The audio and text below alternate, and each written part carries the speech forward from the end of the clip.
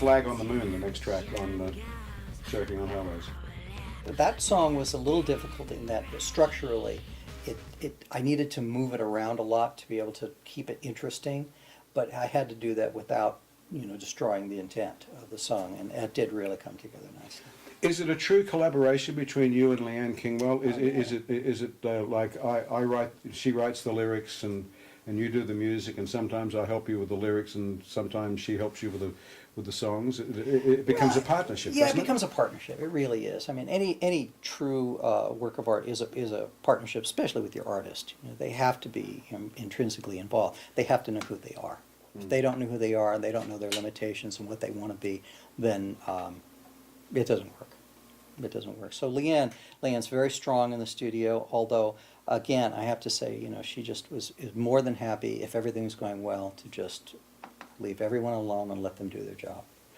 She's amazing because I've seen her at work in the studio. I've actually sat on the couch over there and watched her in darkness, trying to get those notes and trying to get the feeling and all of that. And she's like an aerobics instructor. She turns herself inside out just to get the right thing. So she's very, very passionate about everything she does. Yeah, I can't actually, I try not to actually watch her while she's working. I turn the lights all off, we have the lights down, and I have the screen in my face, so it actually blocks off a lot of it, because I really have to really pay attention to what she's singing and looking for the wonderful attitude, the perfect attitude for the song. So I can't actually, I'm so visual. If I actually start watching her, it confuses my little brain. So I have to actually keep that part of me kind of out of it and just, really, really listen. And then we do a lot of tracks. We do a lot of recording because basically, my philosophy of this is, here they are, new songs. She hasn't had a chance to actually perform these songs. So what she needs when she's recording is she needs a chance to perform them and to find the singer. So we do, a good day of, just kind of letting her work on it, and then I get involved a little bit in, moving things around and showing her some phrasing. And a couple times I actually have to get the Australian out of her so we can actually hear what's going on. That's not very nice, David. I know, well, problem is it's true.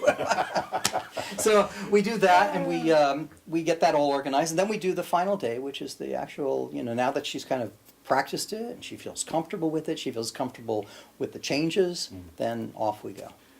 Kickin Doors. Now that's a kick and rock song. It's a difficult track to record because the drum track in that is very eccentric, and it has to be played by a great drummer, or I had to program it.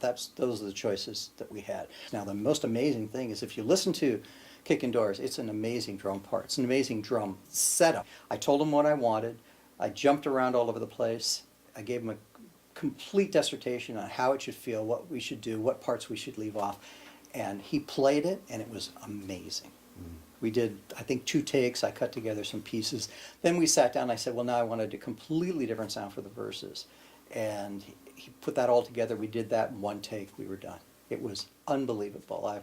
I've worked with a lot of great players, but this guy he was just on point, unbelievably well. And he's gone on to play on the rest of the record, all the rest of the stuff. Okay, the rest of the record, Choking on Halos by Leanne Kingwell, Letters I Never Send. Letters I Never Send, that was one of our earlier pieces. And it's just, the one thing about that is it has this wonderful emotional center. I just love it for the kind of darkness and the mystery that it presents to the listener. I got the target inside.